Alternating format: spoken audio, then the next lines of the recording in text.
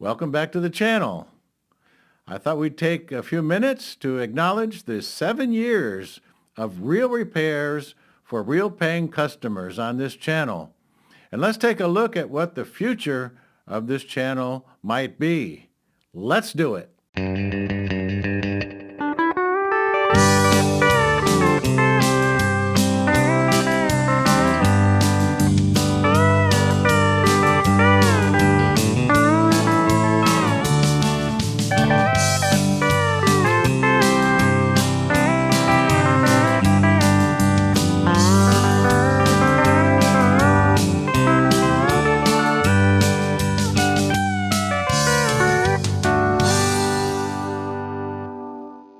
And I wanted to talk about goals.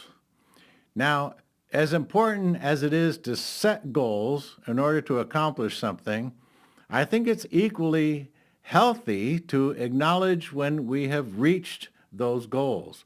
We have a sense of accomplishment then, and we are not forever chasing that proverbial carrot. And so I posed this question to a friend of mine, Paul McGill, while we were out to dinner, and asked him if he felt that he had reached his goals. Now, the way Paul put it, and here he is with Susan, that as a top-level luthier, he felt that he has left his mark on the industry. But that doesn't mean he's stopping work or stopping inventing. And I thought that was a nice way to put it. He succeeded in building the guitar of his dreams. And in fact, he built the guitar of my dreams too. And this is it in production over 10 years ago. And he builds guitars to your specifications. I wanted the cedar top for my style of smooth jazz. And I got the other half of the cedar on Marc Antoine's guitar as on his album. The difference being it sounds way better when he plays it. Paul has also achieved his goal of developing the absolute best acoustic pickup. That's quite the rage right now. And he's designing pickup and preamp combinations that can replace those which are in your guitar currently.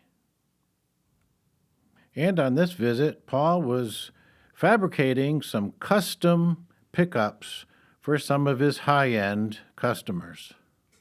So if you are a professional musician and you need something specific to fit your unique guitar, Paul can customize this pickup system, this preamp system for you. So it's interesting that while he's already made his mark, reached many of his goals, he's still inventing and moving on to new things.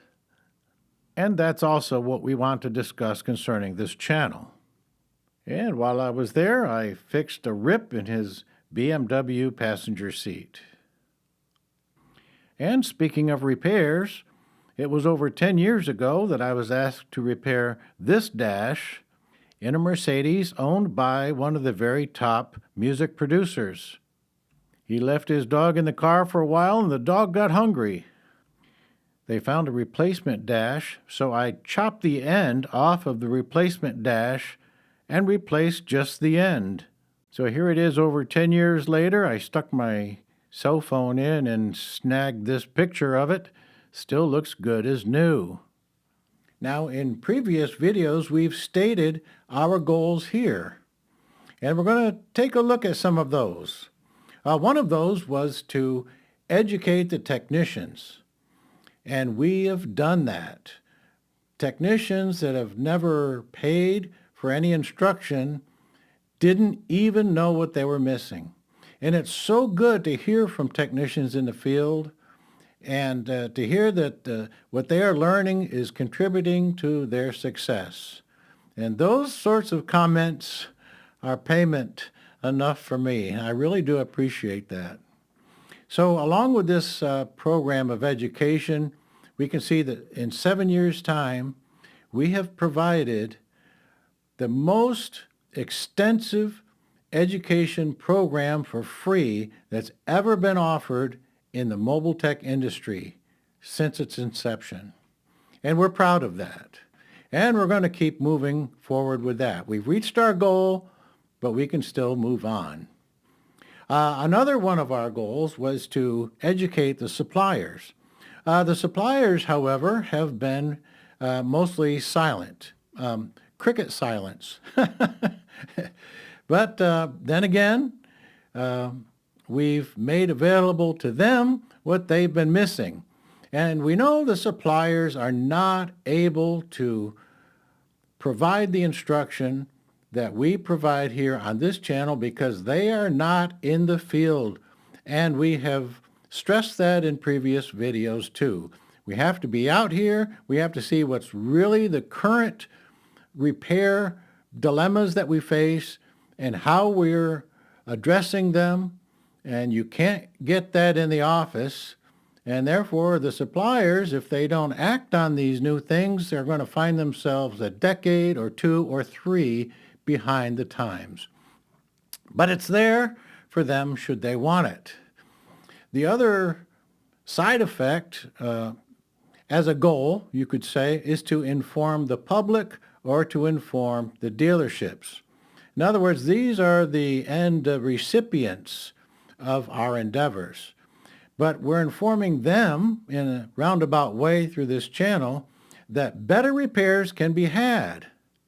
And it's hoped that they will ask for these better repairs, demand better repairs from the technician, and that will be an incentive for the technician to learn and apply, put into practice all of these new ideas. Also, one of our goals was to propose standards for the industry, because there are none. And it was hoped that maybe some suppliers would join in and say, yes, this is a good idea. Let's develop some standards. But no, we haven't heard a thing from the industry either. But we've not sat idly by here. We've proposed our own standards. And we've proposed our own certification. And it's all by means of the new workbook. The flexible materials, the name of it is the Comprehensive Flexible Materials Repair Interactive Workbook. That's a mouthful. But through that workbook, we're able to discern that the technician actually understands the theory and the science and the methodology, and he's proven that he can do it. And so now there is a basis for certification. There is a way to measure that he or she is in fact certified. And so that's the valuable impact of having an interactive workbook. And so we've accomplished that. Whether the rest of the industry wants to be on board with that or not, we don't care. We're moving ahead. We're not standing still. But we've reached all of these goals. So we can say in the last 7 years, we've pretty much got everybody up to speed and even prepared for the future. We've accomplished these goals, and now it's time to start redirecting our efforts in future goals. And what are they? Okay, so I've made a list here of some goals relative to the channel. Goal number 1, create playlist on the channel to help you navigate around for the different type of repairs, the best way possible to categorize these things. That's going to take some time, and therefore it'll take time out of processing new videos.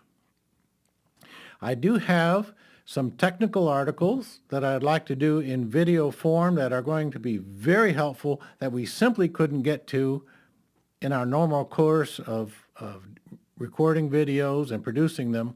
So if we take a little extra time to organize these technical articles because they need to be absolutely correct, we'll do that. So fewer videos probably, but some nice technical tips for you in the field that will really help, I feel sure.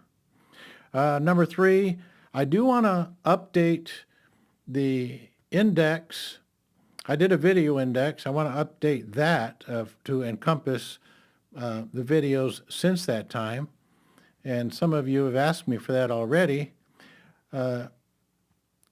which is more like me taking notes on the video than handing you the notes, because you can't take notes on your own, I guess. But I'm going to try to do that. That's going to take a long time too, but we'll try to do that. I have innovative ideas ongoing in the shop as we speak, and as these work in the field, of course, through subsequent testing and research, we're going to bring those to the fore in some future videos as well. There is a lot to be done. We're going to continue our consumer goods dilemma because the times, they are really a-changing, and it's to the point. If we don't change, we might as well retire. It's that serious. Things are really changing fast. And so that series and any videos related to these changes is going to be so necessary on time. So that's goals for the channel itself. I have personal goals too, which have to do with music. Some of these goals I've already reached because, as you've noticed, I've been a little brief on these videos lately because I've taken time to already do some of these other preparatory steps. One was to categorize and catalog all of my previous audio projects. So I've got binders for everything. I have binders for lyric sheets, binders for chord charts, list of performance lists that we've used for various different types of performances, original music, copyrighted music, all categorized and finalized. So now we have easy reference to that. The studio has also been upgraded, a new computer, new video monitors. Of course, you know, I've got new reference monitors, and all the bugs are worked out. The software is all upgraded. We've got some new hardware in, 10K worth of upgrades in December. So we're ready to go. We've put all that extra work into upgrading everything, so we're right on top of it. And that is with a view towards 2 CD projects for the 6-string guitar, which I have done arrangements for, but not had the time to record. And I'm going to take the time this year. And one of the projects is a client's project, and that's some vocals that I recorded over a year and a half ago. We did it to some scratch tracks. Those tracks will have to be, of course, replaced with the real tracks, and it's about time that we set aside some time to do that. And this is for a client. I might mention I do have the chord chart for the client. I'll put up here in digital form for you. And we use the number system here, which is typical used in the Nashville studios. And the reason that the number system works good for a guitar-oriented project is, especially if you're capoing on the guitar, in the particular song that I'm presenting here, it's in the key of G. But the piano, steel guitar, they might play in the key of G. But if you're playing the intro, which is the finger style, I wanted to play in the key of E. And so I can capo up 3 frets on the guitar, still in the key of G, but playing in the key of E.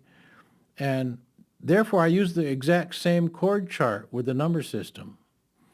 For example, the first verse, as you can see, it's a 1, 4, 2 minor, 4, 5 chord progression.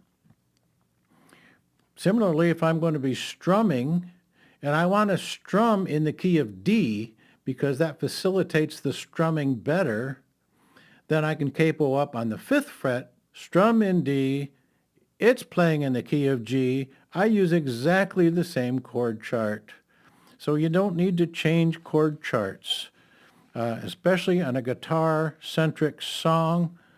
The number system is really the way to go if you're not using it already. So in order to reach these goals with the music, I'm taking 2 non-negotiable studio days per week, meaning the phone is off, I shut the world out, and I can stay focused, I can be in the zone, complete the project.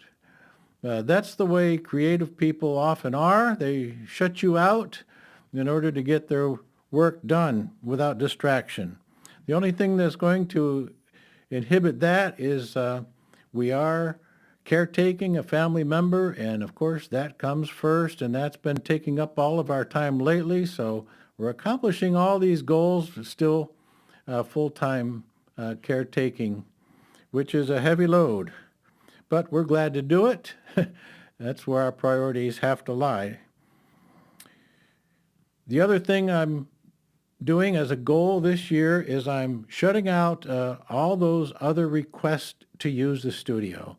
And I have friends that have wanted to use the studio in the past, and they want to call me again. I've had 3 last month want to call me, and I just had to say no. And the sad reason is this: if you're generous, people want to use you, and they keep on using. And the word use and abuse are the same word. It's just a matter of degree. So when people want to keep using, that's abuse, and that's got to stop. And I like these people, but but I can't keep working that way and reach my goals. That's the point.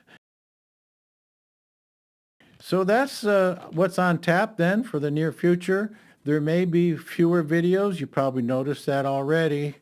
But there'll be quality videos, and they'll be very pertinent videos, I feel sure. And that's what we're looking at for the near future. Thank you for staying in on this updating video here, and we'll have a real work video, a real field video, although I think the next one's going to be in the shop for next time. See you then.